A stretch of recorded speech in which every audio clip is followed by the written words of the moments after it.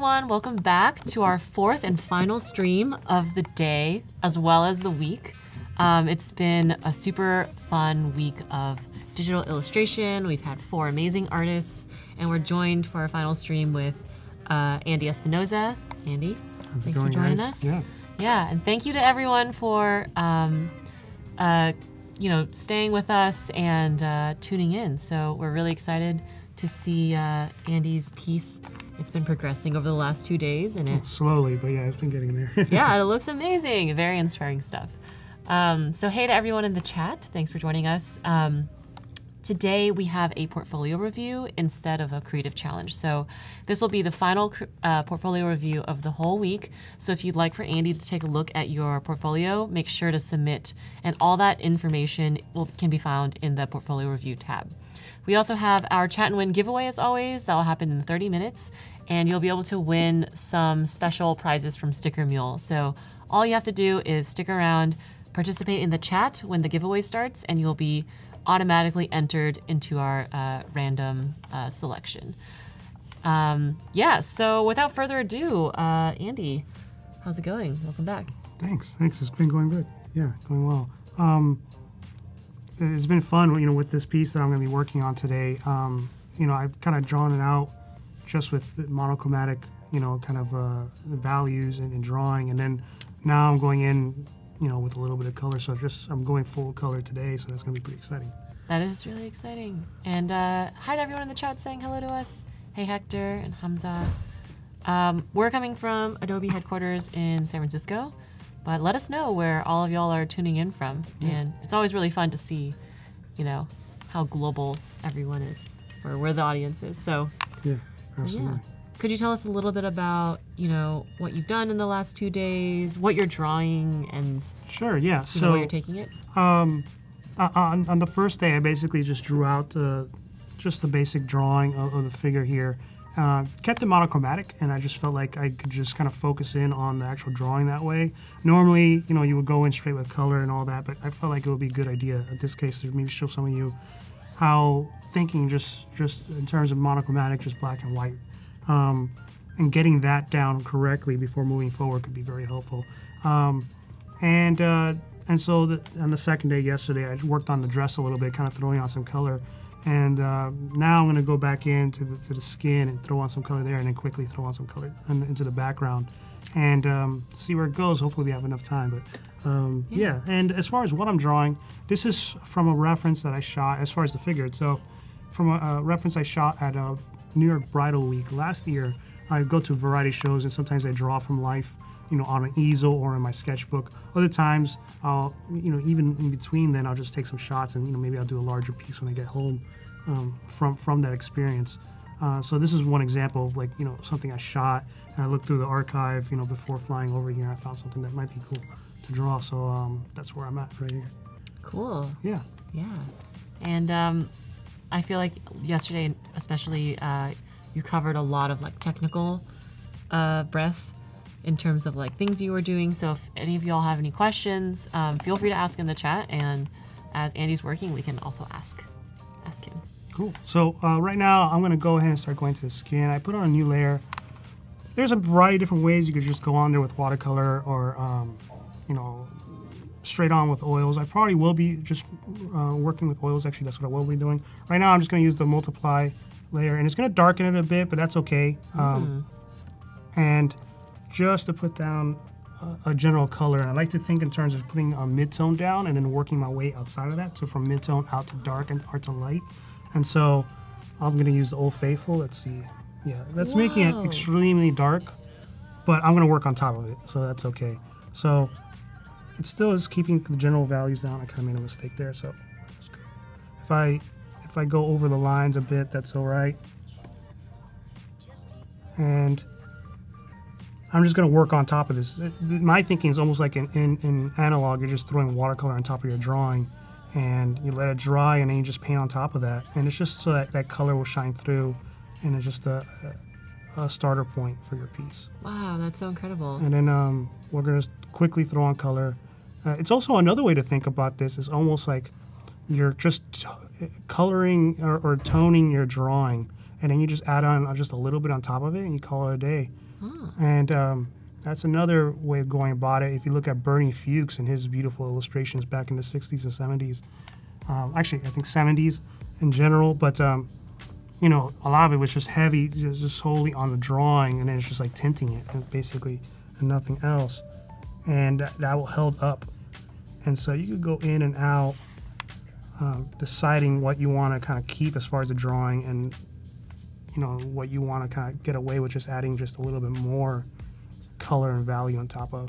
Amazing. And again, this is sloppy here, but that's okay. I don't care because I'm going to be painting on top of it now, while still maintaining the general colors. Now I'm going to a new layer, and I'm just going to go in for real with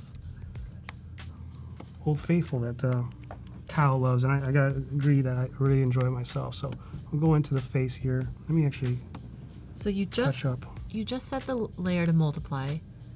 Can you explain what that does, or what that multiply setting is doing? I mean, it's just, oops, is it really dark? Yeah, it's just going over your, you know, what you had underneath it and just kind of toning it, and it will make it a little bit darker, but at least that's the way I kind of approach it, where I think of it in terms of just kind of toning what you got underneath that. And now we're going to go in straight and get to work here and just kind of start rendering out. I'm not going to do the whole thing. I'm going to, what I mean is I'm not going to go in full render mode with every aspect of the whole drawing. I'm just going to pick out certain spots here and there and then go in. And again, look, the sloppiness all throughout. Let's see, you know, this area here that's coming off, it's not even well done in there. That's okay, because I'm going to be painting on top of this. It's like if I took a brush and just threw it on my drawing and it's all over outside the lines, that's okay, because I'm going to be working into the background, working on top of this, and then I'll be playing with edges on top of that. So it's just toning, that's all, at least the way I'm thinking about it. That's so cool. And shout out to everyone in the chat who's joining us from all over the world. Kelly Cunfold from Ontario, Shauna from Orlando, Lindsay from Missouri, Portugal, Morocco, Medellin, Colombia. Hello to everyone.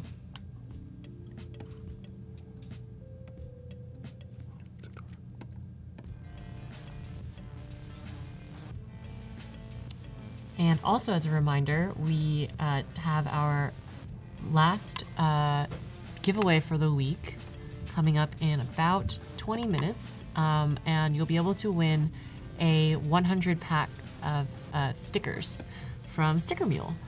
And it's a pretty cool opportunity. You can upload your own design, and then you'll be able to get 100 stickers. The way that works is all you have to do is participate in the chat when the giveaway begins, and I'll give you the cue for that. And if for those who don't win as well, we have a really fun promotion that is free for everyone. All you have to do is go to this link, stickermule.com/Adobe Live, and you'll be able to redeem 10 free stickers from Sticker Mule.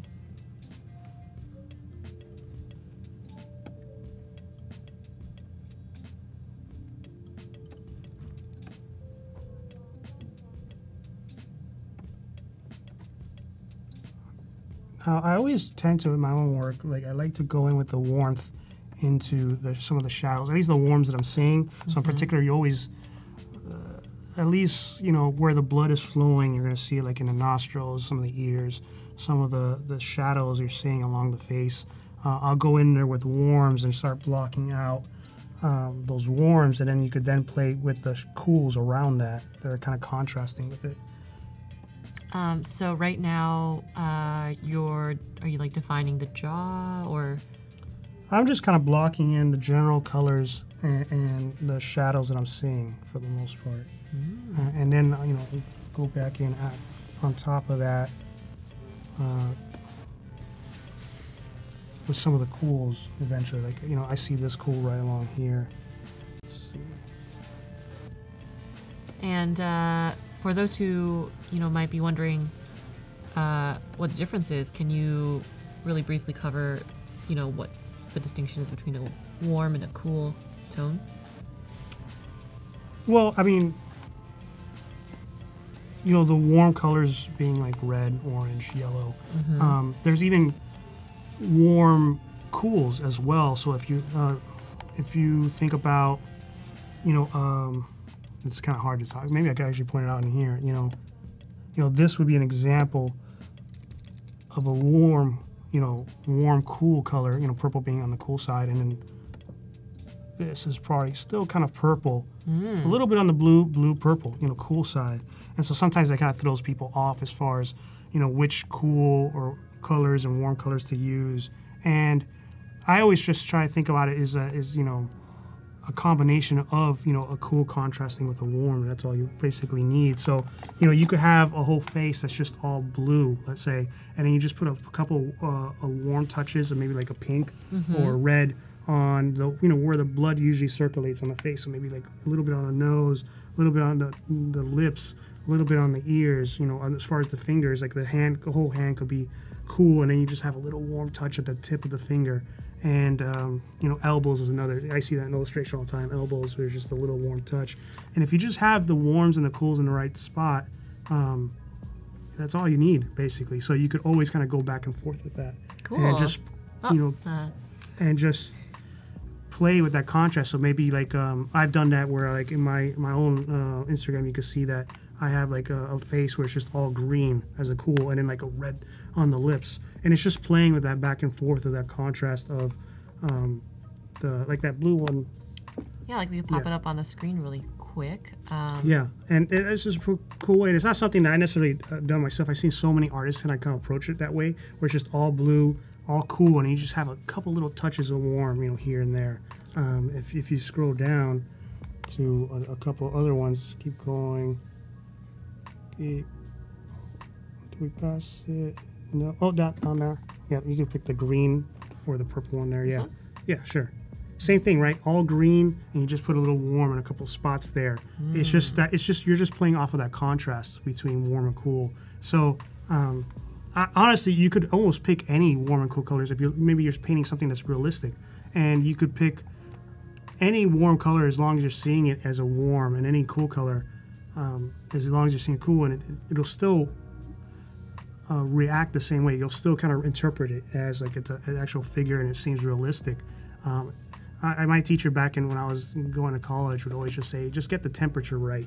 It doesn't necessarily mean exactly get the right color. Just get it in the same family. Cool colors being blue, purple, green, and then everything in between. And then warm colors thinking in terms of orange, yellow, red, and pink. For the most part. And so I'm always, whenever I'm teaching, I'm always trying to get folks to think in terms of just that contrast. So maybe just an illustration where it's just a figure that's red, standing on a beach, and then the whole water is just all blue. And so you have that nice comparison, and you have a dominant temperature as well. So, I've spoken before about dominant or, contrast between values. So maybe, there's a whole, you're in a cave, right, in your illustration. There's just one guy with a lantern there. And so the whole picture, for the most part, you want to keep it all like 70% dark. And then 30% is light. And that way, again, there's an order to things. It's not 50-50 where you don't know what to look at. Here you have like this dominant small, not dominant, but this little bit of light, and then everything else is dark. And that's kind of an order to things. Same thing with like yesterday I was talking about brush making or brush strokes, where it's a little bit tighter on the face, and then the dress is just all kind of big brush strokes. That's another example where you have a contrast between the two, and that way the tighter drawing or tighter painting section, like let's say the face, has an order to it, and then everything else is just supporting it, and it's just not all the same level of detail all over the place. Yeah. And so I guess I use that same type of thinking with all the aspects, drawing, line weight, value, color, down to the mark making that you make as well. So, if you're using ink, let's say, and you're trying to make big strokes with the ink, and then maybe then a little point you have like a really small, fine point pen that you're making nice, delicate drawing with. You just kind of go back and forth with it.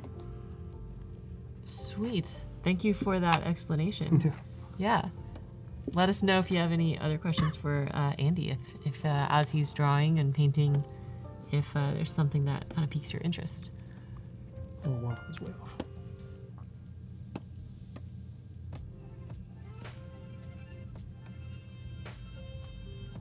Yeah, I sometimes could be a bit slow in my own work. I'll try to speed this up here. We'll see. Do you ever feel if you have to work under a very tight client deadline?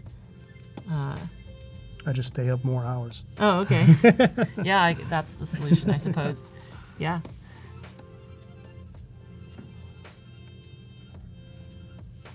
How about you? Because again, it's just everyone kind of has a different approach. How about you? Do you find that you're able to go through that quick rush to get through it, or do you find maybe you have a process to go even faster? Tracy and I were talking about this earlier in the stream where she was saying, and I agree with her, she was saying however fast it needs to be, that's how fast I'll go, Sure. So if it's like a tight turnaround, I'll do that, and I might have to compromise a little bit in terms of like how detailed or something I can get, but I will get it done within reason.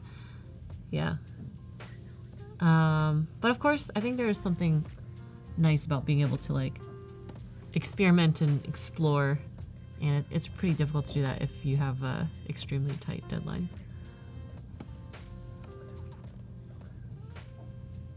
I'm curious to hear, for those who are joining us and watching the stream, what all of you all are working on. Let us know in the chat. We've been talking about how the different types of work that you do, how you teach a lot of workshops, and you'll go to fashion shows and presentations and draw some of the live models there. Could you tell us a little bit about anything you might have coming up? Sure. So this weekend I'm actually teaching pastel mixed media and a fashion illustration workshop like all together. Oh, wow. In New York. You'll be flying there tomorrow, so it'll be pretty fun. But in let me see, early November, so like just in like in a few weeks, I'll be teaching a portrait drawing workshop in Munich, Germany. So that'll be like a 2-day workshop on like November 7th and 8th. Like I could be a little off on the date there. And then after that, I'll be teaching one in Austin, Texas, like 2 weeks after that, so like in middle of November. And then I'll be back in New York in early December to teach another fashion illustration workshop. And just working with all those materials. It's, between my, art gallery type of work and the fashion work, it's almost the same kind of process, just different subject matter for the most part.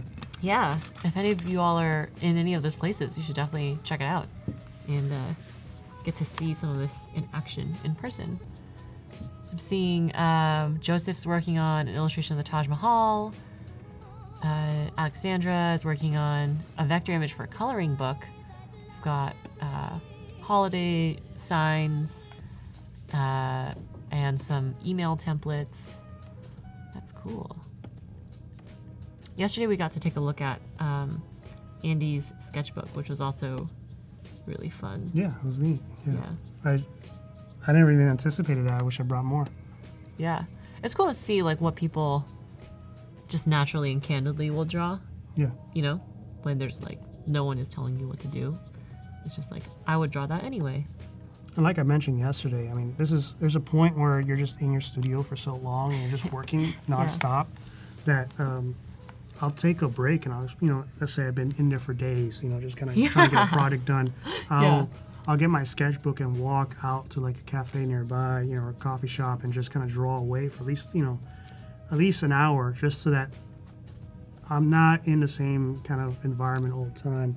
It forces me, one, I'll be sketching for fun and I'm just kind of doing it for practice and just training myself. But at the same time, it's just a way to relax and take your mind off of things. And so that when you come back, you just feel like you got a nice, fresh perspective on things. Yeah. Do you work from home or do you have a studio, office space? So right now I work from home. Back when I lived in Kansas City, it was a great studio that I worked in. It was just a bunch of other artists, and I see the benefit of both worlds, where you could have, of course, there's also the, studio just by yourself. But if you have a studio sharing with other artists, it could be a great environment where you're just sharing inspirations, and you get to check, walk over to the other person's desk and see what they're working on, and it pumps you up. And it's like, oh my God, that's awesome. What am I doing? You run back and you're just trying to create something else. But also just great to have those breaks in between when you guys just are talking, and you just, again, take your mind off of things and get that energy back to come back to it. So I can see the best of both worlds, because then maybe working in your own studio or at home, you're also a little bit more focused. You wouldn't be distracted as easily by what someone else is doing, but what that other person is doing could be very inspiring. So yeah, I see the best of both worlds. Yeah, I have a art studio. For those who don't know, I'm also an independent illustrator here in San Francisco, and I have an art studio that I share with some of my friends who are also artists, different types of artists, creative coders, writers, and it's really inspiring, and it's also a good way to like keep yourself accountable too. Yeah. And just not be in the same spot, like home desk, for too long. Yeah, I definitely get that. And also having your own studio, let's say you just have it yourself. There's also a benefit to that where maybe you it depends on what your line of work is, but let's just say you are in the line of work where maybe you might be having people coming over and check out the space. You could really go all out and decorate that space to kind of reflect your work almost in your personality. So I've seen that where I was in Los Angeles, and I this was years ago, I went and visited another artist's studio, and he had like, his work was on the darker side, very kind of, I don't even know how to describe it, macabre or whatever, and so you go in there and it was all like pitch black, but there was red lights all over the place, and you'll just see like the typical, candles, wax, melted, a big black piano, and all that stuff, and it seems, a little bit out there, but it kind of worked with his work. It just kind of matched it, and that could be a lot of fun, if you really kind of put some thought into that. I hear Rockwell, like, I never visited his museum. I hope to do so soon. But you could visit, like, his home. Wow. Or his studio, actually. I guess it was in, I don't want to just say the wrong place. I know it's not far from New York, but somewhere up there, and I'm sure they could pull it up to, the Norman Rockwell Museum. But that, I hear, like, it's just, you walk in there, and maybe he almost has all his work up, and imagine that, that must be awesome to invite folks up for that. Yeah. Yeah. Val says sometimes working in the same space that you sleep in, especially like a bedroom office, can be really hard. You take lots of naps. Yeah. Naps are pretty crucial. I'm a fan of naps. I'm a napper as well. I got to take a nap here and there. You're a napper, yeah. But I'm also really curious, what is your workspace like at home, and what is your ideal setup? Is it, the same place that you live in? Like a live-work kind of setup? Is it a separate space? Is it shared with other people? What works for you? Yeah, I'm curious to hear. Yeah, I know that the one thing that does not work for me is an open air office with like hundreds of other people. I could not imagine that. Yeah, that'd be too much. It's really hard to. I think it's great for handling other things outside of art. So like dealing with emails. Doing research, booking tickets, so anything, the logistics of that, that's a great environment for that, where you're just sitting there and surfing the web and doing all your stuff that way, but I couldn't do anything creative in that environment. Yeah. Jamie says they have a small, simple loft in their house that they share with a pup. That sounds pretty sweet. I love dogs. Our studio had at one point 3 dogs. Oh, really? How was that? Did you? It was great. I mean, I don't know if I could get any work done. I just they're all play with them. They're all small dogs, and I have a small dog, and my studio mate had 2 dogs, and they didn't really hang out with each other. They just slept a lot. One of my friends had a Weimaraner. And, What's that? A Weimaraner is a type of dog that just needs all your attention all the time. Aww. So like I'll be there working away, and he'll come up to me and just wants to play. Yeah. So you play with him, and you come back, and he's he didn't break a sweat at all. So he has to come back, and so it's the type where you're working, and if you're not looking at him or her, like she barks back like what do you look at me type of thing. The only annoying thing my dog would want to do is she'd want to sit in my lap as I was painting. Oh, yeah? So I'd be like painting like this, and then she'd be like snoring on my keyboard with her head on her keyboard. It's funny. Alexandra says they're lucky to have a small studio in their apartment that they basically spend 16 hours in, so it's perfect. That sounds nice. It would be really interesting to experiment with like a live-work setup where maybe my studio was like in my backyard or a separate floor or something. But in San Francisco, it's a bit hard to do that. And just a reminder that we have a little bit over 4 minutes until the final Chat and Win giveaway for the week. So if you'd like the chance to win the 100 sticker pack from Sticker Mule. Make sure to stick around until then, and we will give you the cue once the giveaway begins.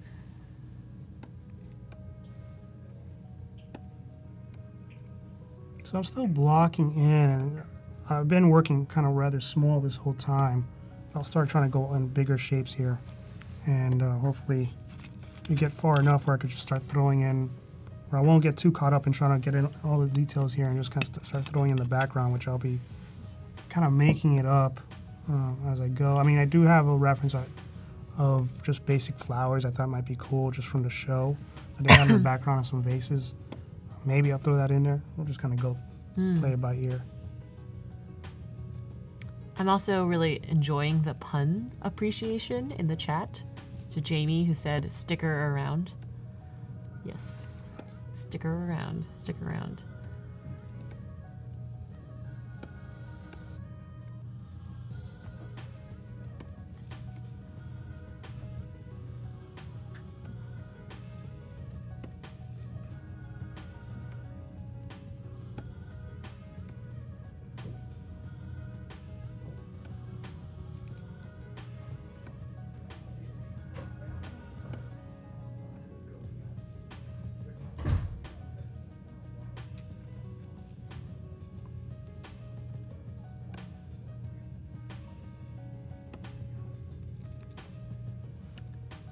It's really interesting the point that Alexandra's making in the chat about, you know, going out to draw and not having that be really like something that happens a lot in, you know, your community. I personally love working out of cafes or even in a park in San Francisco. We have a lot of those. It does get harder though in the wintertime when it's colder. Yeah. You don't really want to be like roaming around outside. That's true. I mean, in Detroit it gets pretty chilly, and yeah. You're like, even debating, you're like, do I really need groceries? You know, it's just like, is it really worth going out to the store? Do I really need food? You know, but, so I can understand that, yeah. Yeah. It could be a little tough. Well, what happens when you make that debate with yourself? I mean, isn't it a problem that just gets worse over time? It's like, if you're asking yourself if you need groceries now, won't you like need them even more in like 2 hours? Yeah, oh, definitely, yeah. You start looking through the cupboards, it's like, okay. Yeah. I got a can of SpaghettiOs. Could that get me across? You know, I just, but yeah, definitely, you gotta make those decisions. But sometimes you just gotta get out as well. You know, and get away from the work, even if it's for a short period of time. So you just do whatever you can. Yeah, I like taking walks whenever I can, especially like I'm a big walker, yeah. walking to meetings. You know, it's really nice, and I get really inspired by what I see around. You know, like San Francisco's full of beautiful murals, and there's a lot of really cool nature everywhere. It's cool to see.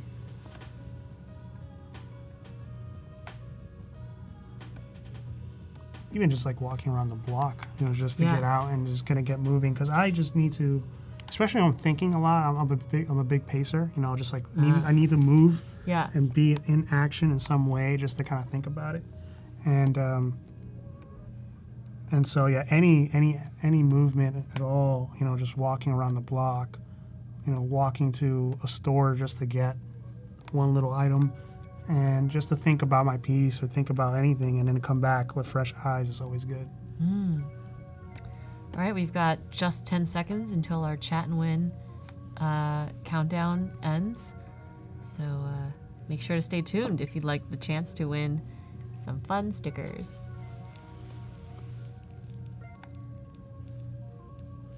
All right, it is about that time, and you can tell because there are fireworks behind us now. Oh. Yeah, exciting. So we're gonna cue a quick video, and then we'll start the chat and win.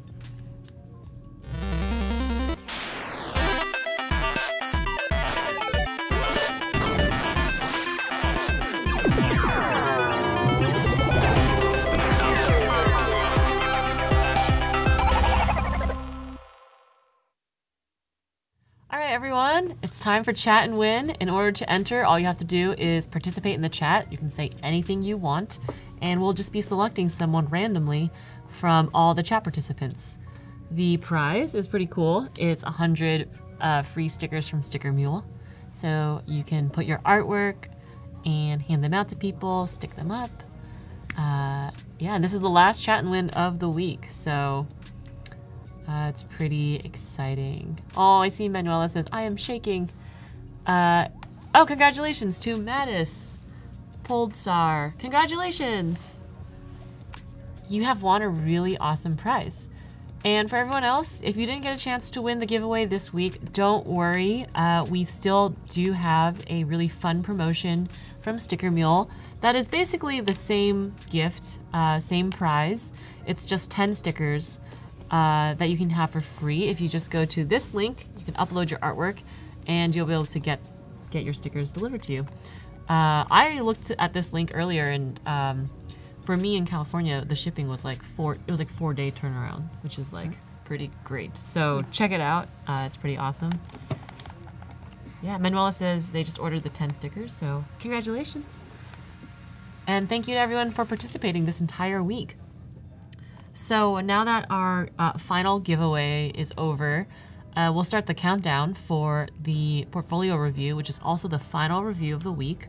So if you'd like for Andy to check out your work, and we'll take a deep dive through a couple of projects in your book, make sure to submit in the portfolio review tab, which is right next to the chat. And we'll be choosing 2 portfolios to review in about 30 minutes.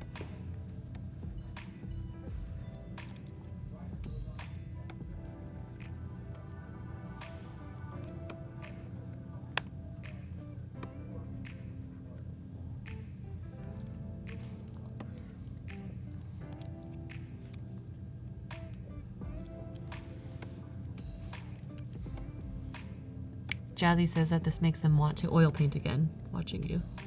It's a lot of fun. Sometimes I get back into it, after...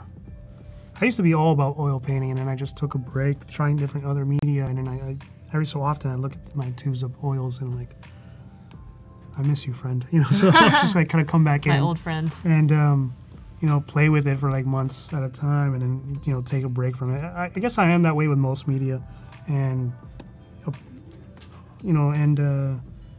sketchbooks, right? Or maybe I'll go on for like a good month of just nothing but sketchbooking on the side, and then I'll come back and then I'll put it to the side, and then I see the sketchbooks piling up or just sitting in the corner. I'm like, oh, I need to get back into it. So yeah.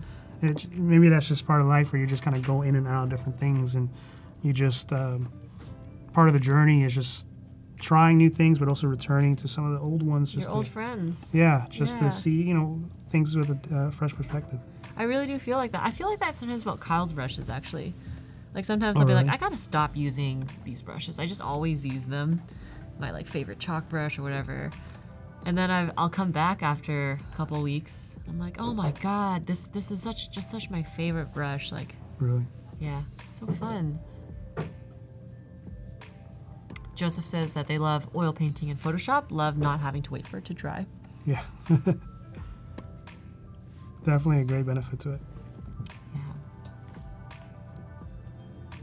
What was it you say you called the Old Faithful brush? You said you renamed it yesterday? Oh yeah, what did I rename it? I forgot. I often rename it to be like somewhat descriptive too. So I have one brush that's like my favorite fluffy brush. Yeah, or like lovely inker. And sometimes the names of his brushes are also like that too. Yeah. They'll be like, there's one that I like called Deliciously Dry Brush. So that's always fun. Kind of curious, maybe you could just, put it on chat. What are some of your, inspirational artists that you guys look at? Yeah, let us know, whose work you're digging. We could even whether that's contemporary, just people working today, or just from the past. Yeah, we could throw it up on the screen and have like a fun inspo art sharing time. Kind of like what we did yesterday, but with everyone.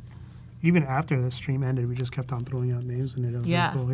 Yeah. We stayed for a while and just kept on, looking at different artists. It was pretty fun.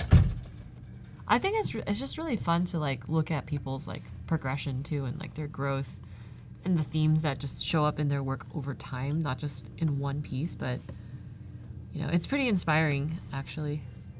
Definitely. Yeah. One of my favorite things is finding like new artists, and I just didn't know about. I was just doing all this research. I'm like, whoa. And then, I'll also read up on not necessarily people working today, but in the past, great exercise is just to read up on their life and what they did and how they got successful in their field. And it's a great way to try to see maybe what they've done and maybe some of the hurdles they had to deal with, so that maybe it could inform you in your own life and your own journeys. And so, the one artist that I've come across would teach us and talk to us is like, maybe you don't even like that artist's work. I'll just throw out like Picasso. Maybe you don't like Picasso's work, right? But you could always learn something from an artist, and whether that be how they went about their work, how they went about promoting their work, how did they get to where they were, all the hurdles they dealt with in their own path. You could learn something from that. So I've always kind of had that perspective where, okay, I've come across an artist, maybe I'm not necessarily vibing with me, but I could let me see, how did he do this? How did he do that? How, what ways did he approach an opportunity that maybe I never even thought of? Yeah. And you can look at people, creatives in other fields that have nothing to do with yours, and still learn in the same way from them. And, maybe a different mentality as far as how they promote their work or get their work out there is always worth taking the time to consider and read up on. So another good example of why reading is also a great thing to inform your own work. Taking biographies and reading up on them. So maybe like something as like Walt Disney, just learning about his life and what he did. Maybe it doesn't necessarily translate right away, very obviously to what you're doing, but I think there's other ways you could see how it applies. Yeah, totally. I just watched the movie Kusama Infinity. It's about Yayoi Kusama's life. Okay. She's the artist, for those who aren't familiar, she's a Japanese artist who is extremely prolific and is really well known for her dot work, her dot repetitions, also like the Infinity Room. She's like, all of her artwork is basically all over this island in Japan.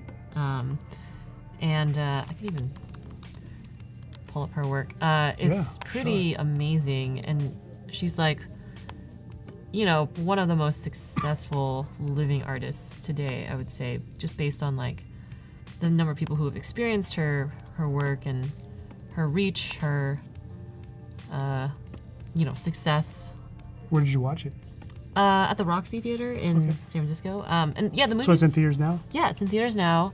Her work, it's so unique, and there are just these heavy themes of like expansiveness and infinity and then just disappearing in her work. And I'm sure a lot of you may have seen her Infinity series with these like mirrors. It's often replicated actually.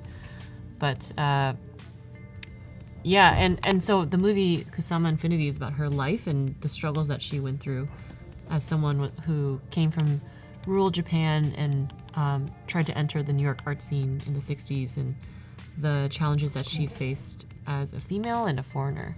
So it's very, very inspiring. I'd really encourage you all to check it out if you're wanting to get some inspo.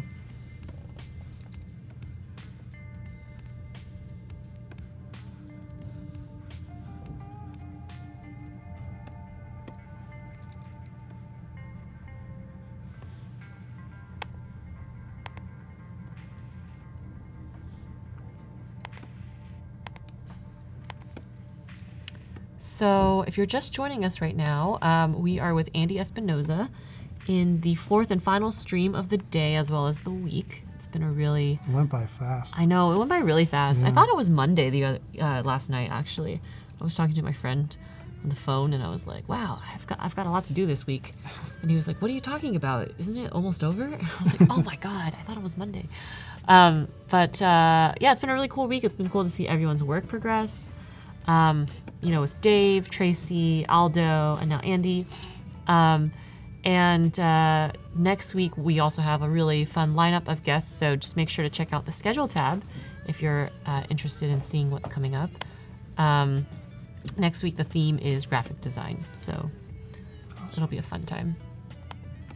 And we also have the portfolio submission countdown now in the bottom of the screen over there. So you've got a a little under 20 minutes to submit your portfolio in the link under the portfolio review tab. And these will be the last 2 portfolios that we check out this week with Andy. Yeah, I'm excited to see some of the work. Yeah.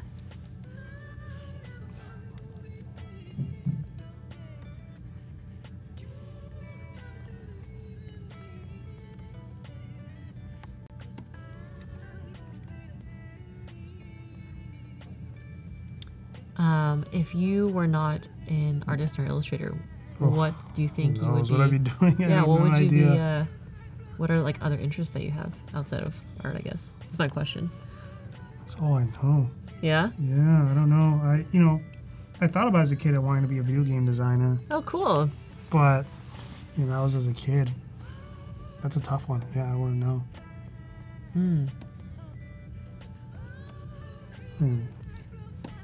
What kid doesn't? Want to be a video game designer? I can't say that ever crossed my mind, but I was not particularly drawn to any video games in a super meaningful way. Yeah. But I loved, cartoons and movies and stuff. What did you think about traditional animation? Or just animation in general? Yeah. But I really wanted to be like a writer, like a journalist. I also played piano, so for a short bit I wanted to be a pianist. Oh, wow. But then it's pretty hard, so yeah. Jan says, wait, it's not 2017 anymore? Panics. Yeah, I know. Can you believe it's already October of 2018? That's crazy. Val says that she would go into anthropology if she didn't do art. I also just want to give a quick shout out to our awesome mods that have been working really hard all this week in helping moderate the chat, answering questions, posting up links to things that we talk about almost instantly. Oh, yeah. Yeah, it's like magic almost. And to answer your question, Jordan, who wants to know if this is the same painting from yesterday, yeah, it is.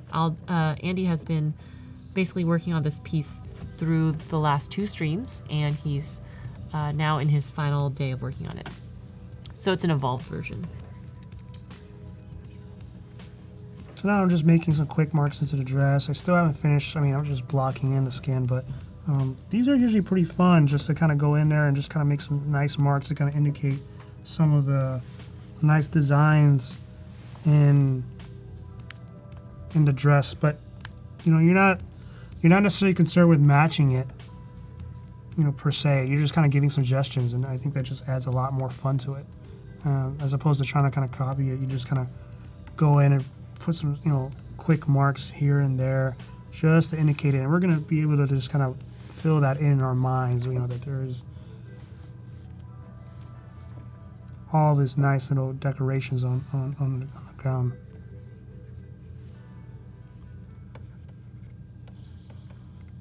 Yeah, it's also really cool. You've been working so fast, I feel. I mean, I think it's really easy to look at a lot of this work and think like, oh, they just whipped it up. They just pressed a button. They just made the sketch, pressed a button, and then it like became this thing overnight, like compute. But it doesn't usually happen like that. Or I know. If it does, it took years of training or just practicing to get that effortless look. Yeah, and it's almost like ballet where they're just dancing on the stage and it looks pretty simple, but inside it took years of practice and almost pain to get through all the exercises and everything. So same thing with if you look at those painters in museums and it just looks like they just did it with like one stroke.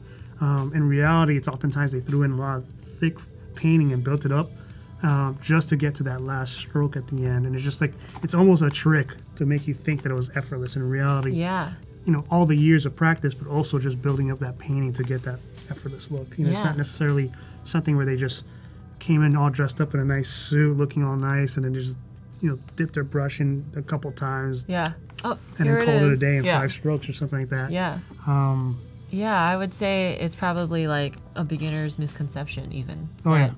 That you could just whip it out in a day or so. So, or an hour or something. So, and we can see through your process. And I mean, I think you've also said several times during the stream, I'm like, what are you thinking about? And you're like, I'm not really thinking. I'm just like it's like you're not actively thinking, but you are thinking, you know?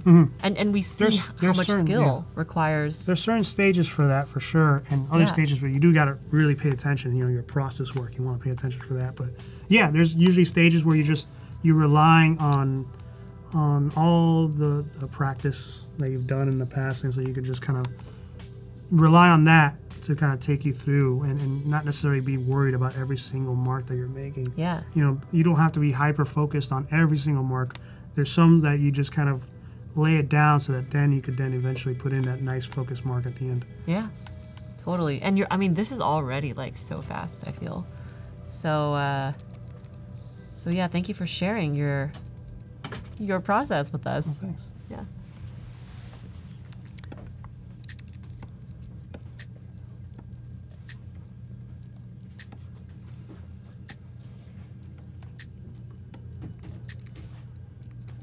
So now you've moved down to the dress.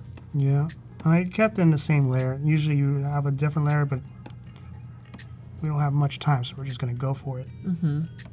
And what's your like feeling as you're putting down these like marks that you're making? Yeah, so these quick gestural marks almost, you know, to indicate the decoration. You know, I'm trying to go in with different quality of line, you know, line weight, so that they're not all the same. And there is a point where it could be overdone, for sure. And so what I'll do is I just put in these different marks in different values, very subtle different values, and then I'll sit back, I'll zoom out and zoom back in, and just see which ones are working, which ones not. If I feel like it's overburdening it, it's just too much, and it's taking away too much attention, or getting too much attention, then I'll just kind of subdue it, you know, erase some of them, and then kind of go back in. And it's just a back and forth, you know. You put down marks, you look at it, see is it working. If it's not, then you take it off and try again. Right. And actually, to your point about, we talked about how you have been mainly working on the same layer or the same few layers instead of creating like a new layer for the shadow or something, and you know, etc. So I'm curious if you decided that you wanted to remove these marks that Jan calls daffodil marks. If you wanted to remove these marks, how would you do that? Because you can't just select them. Would you paint over them? Would you like undo 1,000 times? Okay. I mean, you could undo it if it's feasible. Yeah. Like right there, I didn't like that. That was too dark, so I just undo it. But otherwise, I'll just repaint it. You know, get that value that's underneath it, redo it again. It'll just take you a few seconds with a bristle brush is what I used 2 days ago, or that was yesterday. And just do it in a couple strokes and then go back into it. So. Right. But I suppose if you covered the entire dress with these marks and you basically were like, oh, I don't like this, you would have to, in essence, repaint the dress. Yeah, and that's why I do have it at least in a separate layer, which, you know, is just, where do you go? Which, you know, it's just going to take away. I do have it on a different layer. Okay. So I guess I was referring to just keeping it to kind of just a few layers. Yes. So it wouldn't necessarily be that big of an issue. Got it. And like I mentioned, you would want to do it in separate layers. In general, just make your life a lot easier. Yeah. Cool. Also, just a reminder, we've got 10 minutes until the portfolio submission deadline is up. Make sure to get your submissions in if you want Andy to take a look at your portfolio today.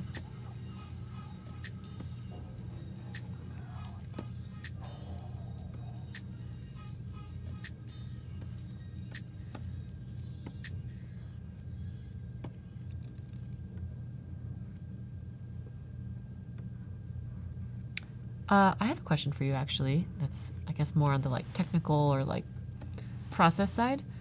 So when you, let's say this was done for a client, what you're working on right now, like a fashion brand, is there a certain type of feedback that you would not accept? So if someone, you know, for example, a client could give you feedback about the content that's drawn and say, like, you know, can you please draw it more like this? So, you know, in this outfit. So because that's the product we're trying to sell or whatever. Right. Try to make the dress more prominent. But would you, how would you address feedback that's maybe more technical? That's like, we want, you know, this part to be more rendered, or like the face looks like weird. I don't know, something. Yeah, that's thankfully, I haven't really kind of dealt with that too much, where it's just anything's major or serious, where it's just reworking the whole piece because they find aesthetic not something that they were hoping for. Yeah. I haven't come across that just yet. I don't know if you have, but I guess if it's within reason, maybe where I can understand maybe where they're coming from and what they're trying to achieve, but it would seem odd if they're trying to ask you to really change up your whole almost your whole aesthetic and what you normally would do in your other work, because you have shown them. The director should know what the general type of work that you're doing. Yeah. And I guess what I mean is an extreme, like, I'm doing this and with oils or something like that, and suddenly they're like, no, we actually want like a more inky feel. It just seems so out of nowhere after you've done the work. That would be pretty kind of tough. How about you? How did you kind of approach that yourself? Yeah, I mean, I guess to reframe my question is like basically my question is like, how do you deal with client feedback that's more about your voice and your style as opposed to what you're drawing? So, please let's make the shoes more prominent because we're a shoe company or whatever. Right. For me, I do agree that a lot of it is on the art director who's working with you to like understand what you're about. So, someone shouldn't hire me to do like, geometric vector line art, because that's not really what I do a lot of. It'd be kind of a bit odd. I guess sometimes it's like explaining to someone what you're about and a bit of that client education beforehand. But yeah, I'm just curious. It seems like kind of a tricky balance. So.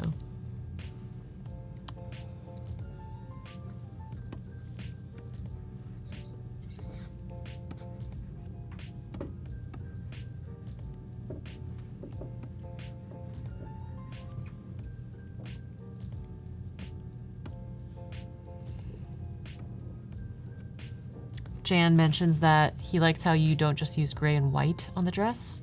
You're using these like subtle hue variations to really bring out the fabric. Yeah, definitely. That's pretty cool. Yeah, I mean, it's like you don't necessarily want to draw the tree green just because you think, you as a kid, it should be green, so I'm going to use green. Right.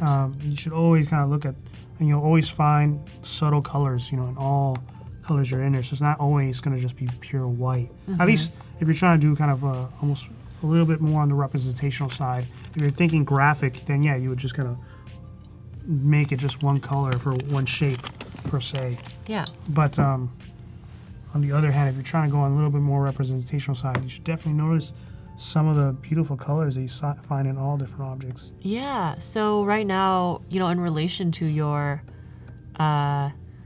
reference image, you're pulling out colors that you might not necessarily see at first glance. For example, some of that green.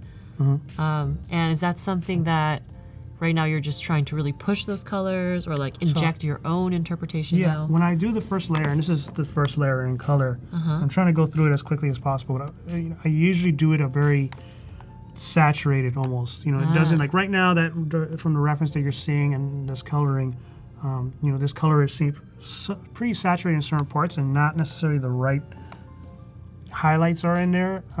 I always think in terms of stages where I do that first block in and then build on top of that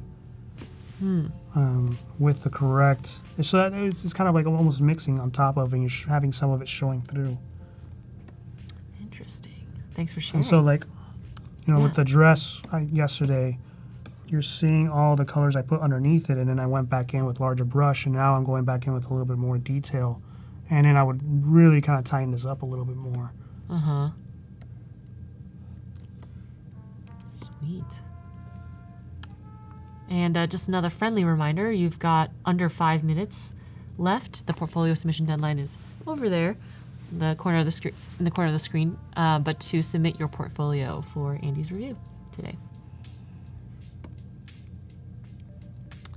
And to answer your question, Maria, yes, this is definitely a work in progress. But thank you for asking as well.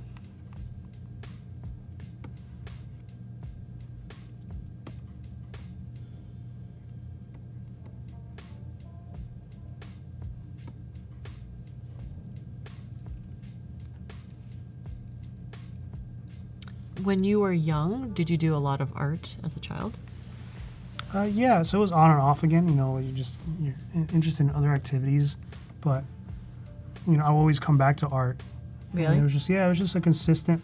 You know, maybe as a kid, you just spend all summer drawing, and then like the winter or the fall, like you don't do really much drawing, and so it was on and off. You know, as a kid, but then I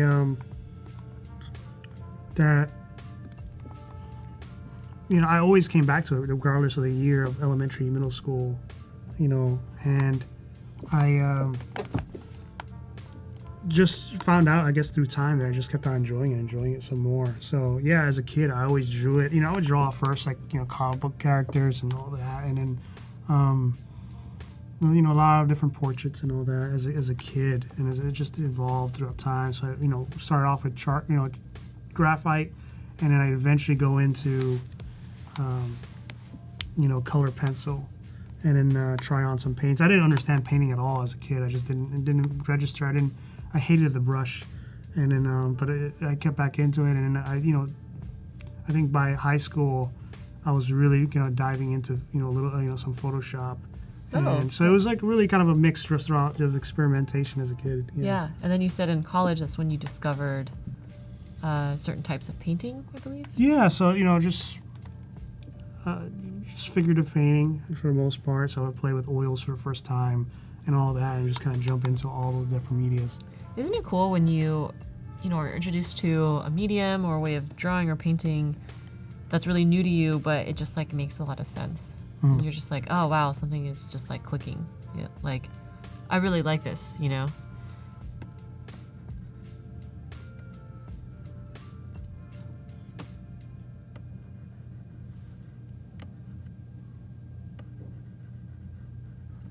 And thanks to everyone in the chat for clarifying or updating, you know, everyone on the progress of Andy's piece. He's been working on this for the last 2 days. This is the 3rd day.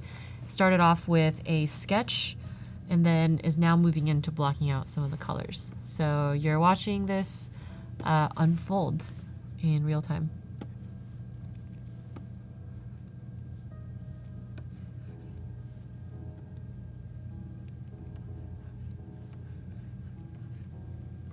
Hector says that when they found watercolor, they were amazed and really drawn to it. Now it's their favorite medium.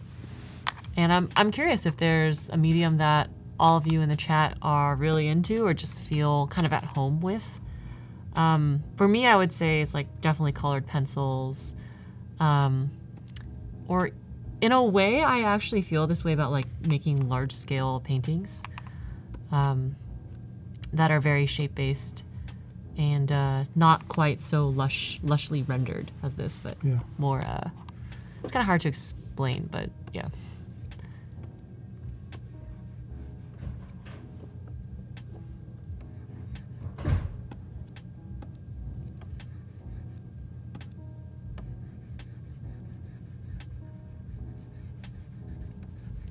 We're coming in really close to the portfolio submission deadline. And we'll be looking at some really exciting portfolios in just a bit. So thank you for everyone who's already submitted, and excited to check out the work with Andy.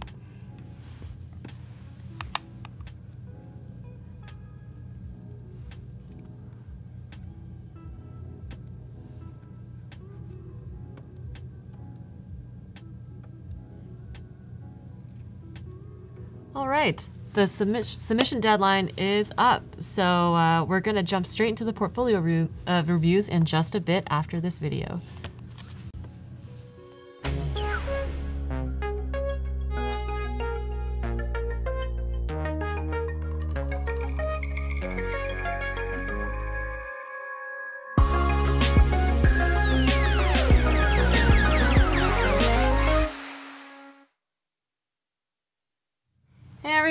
Welcome back.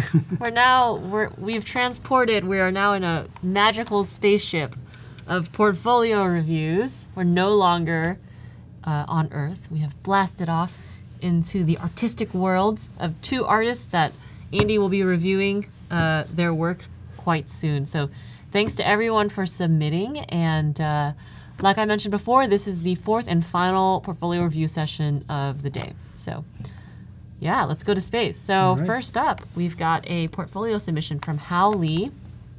They're an animator based in New York, and here's a quick look at some of their projects. Okay. Looks like they focus on illustration, animation, and character design, and we've got a good mix of projects. It says Ni hao, 我是李好. Cool. Yeah, very nice. Yeah. Very nice. Just, all around, the way you kind of play with different approaches to each of them. Some of them are very flat and graphic, while others, just kind of more kind of representational portraiture. Yeah, maybe we could take a look at some of the different types of work. We'll click into the World Cup 2018 one first. Oh, cool. I like how you, starting off, have the context up here. That's really great framing for someone. So it reads, inspired by every breathtaking and distressing moment that happened in the Russia World Cup, everyone is a hero no matter how far they have gone in the game. Great use that, just breaking out of the barrier there and the border and just kind of making it pretty interesting like that. On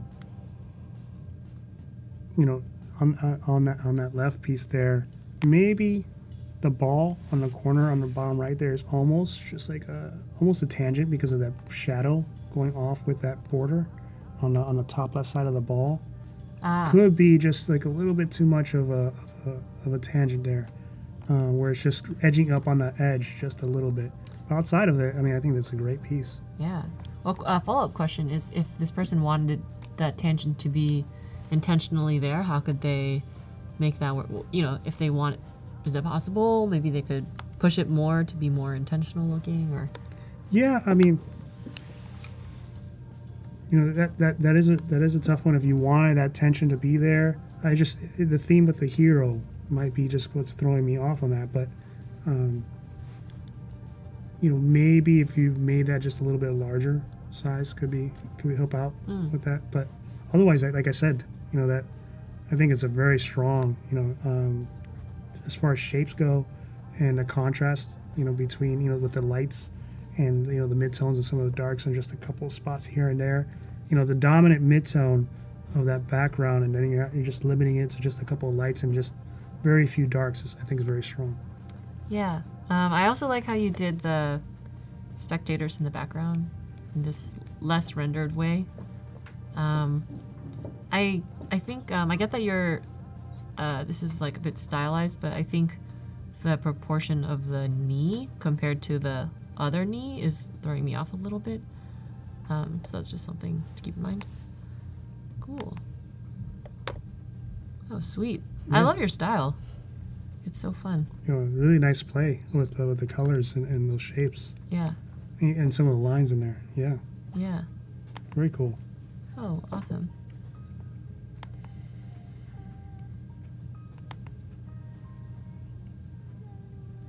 I'm really curious if this was a personal project or if there was, some external context in which this was shown. That'd be really cool to see.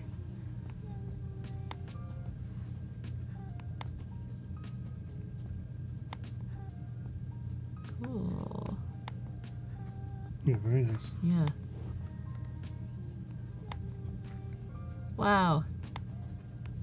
Wow, this is, I like how it kind of culminates in this final piece. Yeah, I mean, it's neat composition and just moving your eye around a little bit. That maybe that last one there was just a little lost in some parts. We're seeing the yellow more than anything else, and it's just almost, you have it on the top there, you have it on the left, and you have it all the way at the bottom, and it just seems kind of separated where you're not necessarily knowing where to move your eye around on that. Mm-hmm. It's just almost hitting up all along the border, and there's a big space in the middle of it. I understand there's yellow on the actual uniforms there, but it's just not enough of a size. And so maybe you bring that yellow somewhere else in that crowd in the middle just a little bit, just so you could understand what's the movement of the eyes. But other than that, I think it's a really cool composition. Again, the shapes of almost that triangle from bottom right up to the more on the left side there, and then you got going down there. Overall, I think that's a good shape. Just issue of value as far as what are you going to look at first. And right now I see champion, I see that guy on the left, I see the one that yellow on the top there, and it's almost they're so far apart. It's just a little bit incoherent in some ways. Yeah, I think if you zoom out, you can kind of see, always zoom out. At a glance. You want to always zoom out and just bring it out smaller, just like this. Yeah. And that way it tells you what you're seeing overall. The big shapes. Yeah, I think a lot of your pieces here are such great quick reads with just like the contrast between the silhouette and the background. And what Andy is saying is like it's a bit it takes a bit longer to get that quick read here. But cool, this is an awesome project. Yeah. And kudos to you if this was self-initiated and you did all of this. It's a great theme too. Yeah, it's awesome. You should like print these out or something and like make coasters or something. Yeah. Yeah. Let's take a look at another one. Would you like to select a project? We'll take a look at maybe one more. Yeah, we could go with this one right here. Yeah, let's go for it. Ooh. Cool. Yeah, a nice use to go back to that first one. Yeah. That nice use of that warm, on the left, contrasting with the cool on the side on the right, and just that breaking apart right there, and kind of the mixing the color to make that warmer purple in the middle. I think that works out really well. Yeah, it's really intriguing, and I see like what you're up to here with like reducing the fidelity to really draw your attention up into the face. It's kind of what Andy has been talking about as well. It's pretty effective. So let's take a look at these other color variants. Cool. Cool. Yeah. Nice. Sweet. We could probably take a look at one more very quickly. Oh, cute. I saw that Val asked to click on the Jan asked to click on the cat. So. This is adorable. Yeah. I love it. I love the eyes. Yeah. It's wonderful. It's lovely. Any overall, last words? I think you got a good sense of using, shape to get your idea across, and the separation of specifically like even color. They just seem to pop out so well. Mm-hmm. I think keep it up. I think they're working out very well. Yeah. Wonderful. Let's take a look at Alexandra's portfolio. Thank you for submitting. Alexandra is currently a freelancer, graduated as a graphic designer, and looks like a lot of their work is illustration based, so character design and digital art. So let's just dive into this maybe first one. Cool. Very nice.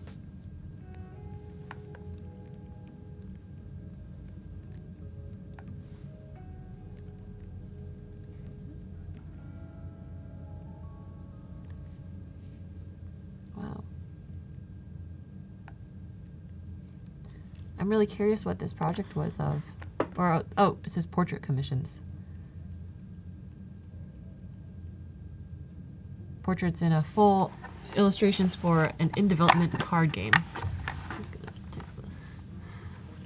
That's great. Yeah, I mean, a lot of these are beautiful use of colors, and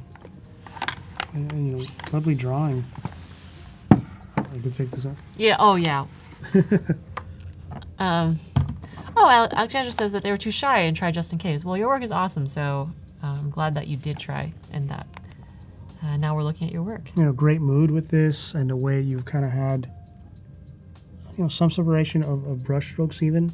I think that worked out really well. Yeah. Some of them, maybe the edges could be played off a little bit more, where some of them seem like they have a lot of soft edges, and others seem like there's a lot of hard edges, and maybe you could just have where the softness and some of the edges are really pushed, and then you can have a really sharp edge, like, the side of the face, maybe the other side. A good artist to look at is Mark Tennant, and just some of his drawings and paintings in general, just like he really pushes it. Another one is Steve Houston. who really, like some of his boxing paintings, he really pushes the edge on those to like almost disappear into the shadow or into the background. And then there's a nice strong contrast of sharpness on the other side of that. And so could be just pushed just a little bit more on that. But Yeah. not particularly this piece, but some of the others I saw. So, yeah. Nice. Thanks for sharing that. Let's take a look at another one. Would you like to select the second project we'll dive into? That looks pretty neat right there. This one? Yeah. Coma the Doof Warrior. Oh, illustration for Mad Max Fury Road fanzine. Oh, cool.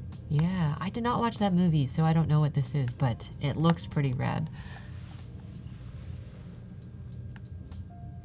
Yeah, I mean, I just there is a nice level of the darks on the bottom there to kind of even out all the strong lights on top, but maybe it could have been just a little bit more of that dominant darks in some ways, where it's like it's really 70%. It's almost there, like 75% dark, and then you got that 25% light. Just because like that leg on the left side there, there's that light aspect about it, and it's just kind of when I'm looking at the head and I'm looking at the hands, my eye wants to jump to the leg there, just because that's the other light part of it, and it just seems like I'm going back and forth a little bit. It's a little bit of a battle. Got it. And so maybe if we maybe tone that down just a little bit, and then that way we could focus in on that top right and then kind of come down, all together. Could help out. Yeah. But there's many different ways to go about it. Yeah. Cool.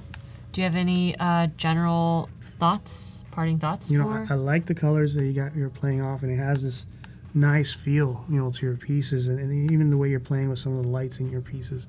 I think it's looking pretty neat, and let's just keep going with that. Yeah. Yeah. Sweet. Thank you to everyone for submitting this week and for participating overall throughout the week with the giveaways, the daily challenge for Inktober, and the portfolio review submissions. Yeah. So we're going to check back in with Andy's piece that he's working on.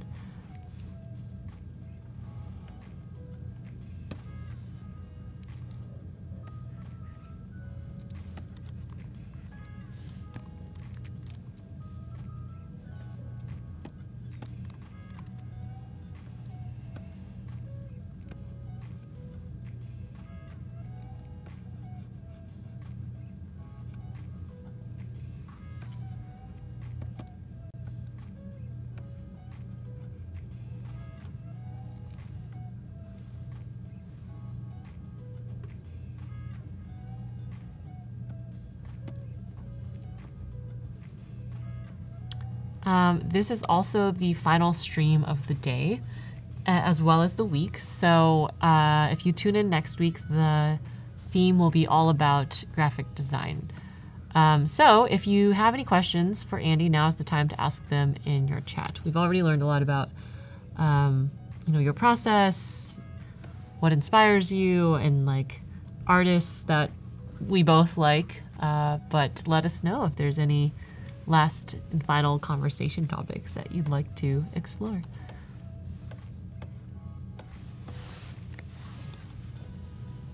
Have you ever worried about carpal tunnel or wrist injuries?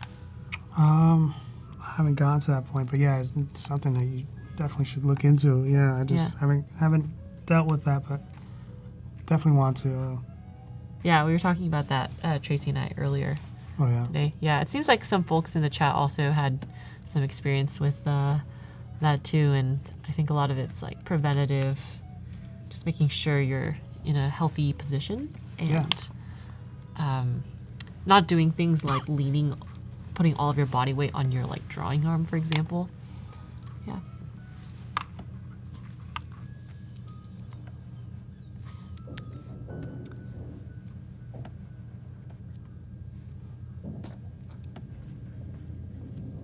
And even though our stream is about to wrap up, it doesn't mean that you can still follow both Andy and myself on the internet. It doesn't have to just end here with day 3. So how can people find you on the internet? Maybe we can both share. Yeah, so I'm on Instagram. I guess I could write it down here. Yeah, maybe the mods will throw it up in the chat. Where to find you on Insta, Twitter, Facebook? Yeah, so I'm on Instagram as @Andy Espinoza Art. I think on Twitter I'm just at Andy_Espinoza. And so those are pretty much the kind of the main places I go to. Sweet. Yeah, let's be internet friends. And then I'm around on the internet. I'm at by Alice Lee everywhere. So that's like Instagram, Twitter, and yeah. What is your like philosophy with sharing on social media? Like, do you try to share a lot of in progress work? Do you candid stuff, or is it mainly like final kind of work? I used to be just about final work, but sometimes I like to share some kind of the more in progress stuff, you know, like halfway through, or just like a portrait that I've just kind of done. And, you know, people seem to really respond to that. They like seeing that. And so, you know, I kind of go into that, you know, and sharing all that. But I don't know. I kind of go back and forth, or maybe I go on a spree where I'm just showing finished work more than anything else. I guess I don't put too much thought into it. It's like, okay, does this look nice? Sure, Yeah. I'll share it. Yeah. Yeah. I guess a follow-up question from before is, do you ever feel like how people respond to your work online affects the type of work that you are excited to make in the future? Like, let's say you have two pieces and one you're really just jazzed about sharing and it gets like, you know, 2 likes or something. Yeah. Whereas the other one gets, you know, thousands of likes. Do you feel more biased towards creating more work that, you know, is more like the second piece, or do you try to like separate that? And if so, how do you? So, yeah, there is something to say about maybe thinking like critically and thinking, okay, why is this one getting more response than the other one? Because I was jazzed about the other one. I was like, oh man, this is amazing. I'm all excited. I put it up and maybe it doesn't get enough responses. It doesn't dictate necessarily what I'm going to continue to do. I want to still continue doing the work that I enjoy. Yeah. But there is a point where you could ask yourself, why didn't this get the response I want? And maybe I'm not seeing something, you know. And so I think it's healthy to at least just kind of analyze it and just think about it. And, but if you can't find a conclusion that, you know, maybe it's like, oh, you know, anything from my drawing wasn't very good, or this isn't very actually graphic as I thought it was, or it isn't eye-catching as I thought it was. Yeah.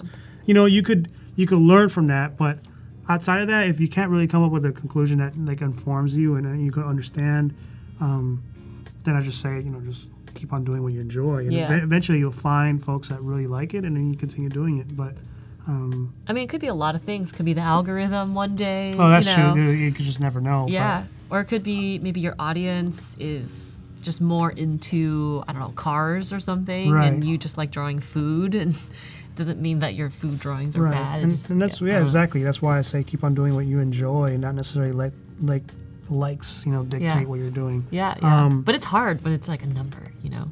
It's hard when it's like a dopamine hit when you are looking at social media. That's what all these like platforms are designed for, kind of like trapping you in a way. Yeah. Just curious.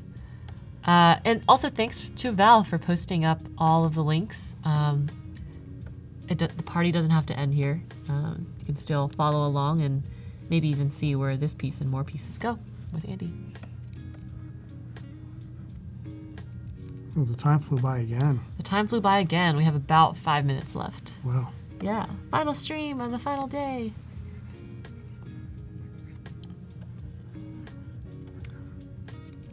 It's cool to see watching you block out the background because it's just so stark, and that dress really shines against such a dark background. It's really cool.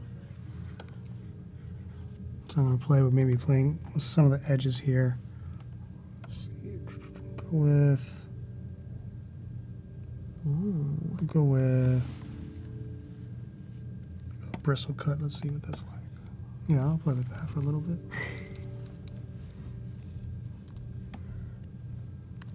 Seeing a funny joke by Jan. What is Voodoo Val's favorite color mode?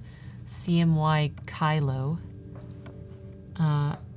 Is this like because you really like Star Wars or printed illustration pieces? Let me know. What is this in reference to?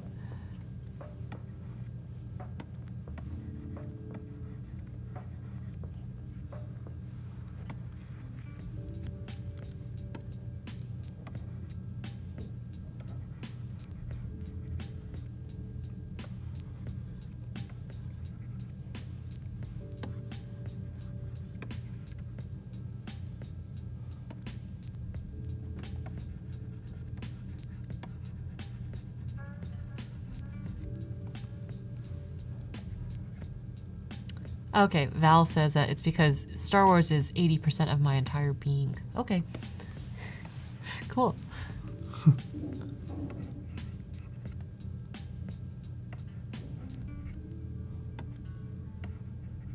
So this brush is really cool. It looks like it's maybe even, is it blending some of the colors too, or? Very slowly, yeah. Just a little bit, yeah.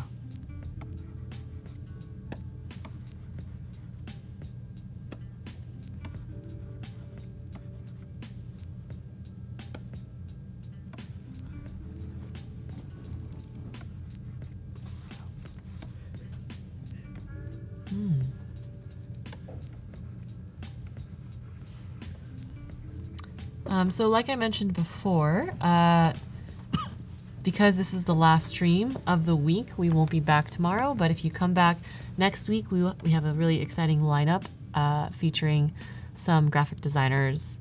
So you can check out that info in the schedule tab, which is next to the, which is actually next to the replays. And then if you also missed any of the streams, or you are really curious about a particular part of Andy or any of the other artists' process, you can also check that out under replays, which is next to the now playing tab.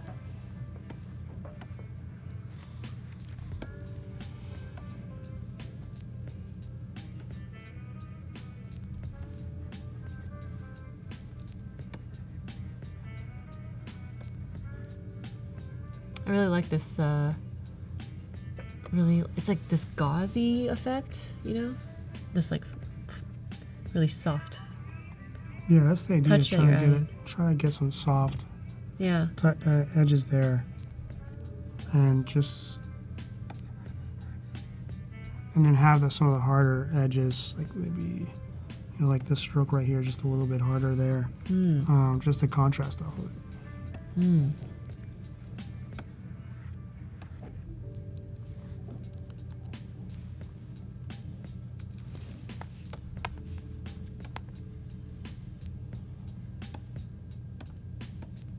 And there's also a Designing Adobe XD tomorrow at 12 noon Pacific time.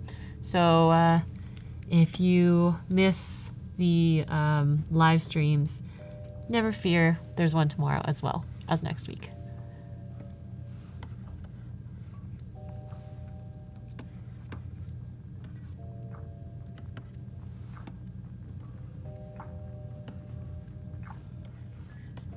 All right, so we just have a few minutes left, about to wrap up, but Andy, do you have any like last words or thoughts? It's been fun, for those four. Yeah, it's been great, great questions that you've been asked, by chat here, and just from you yourself. So thank you. Yeah, I've really enjoyed this conversation. Yeah. Do you actually mind zooming out so we could see? Yeah.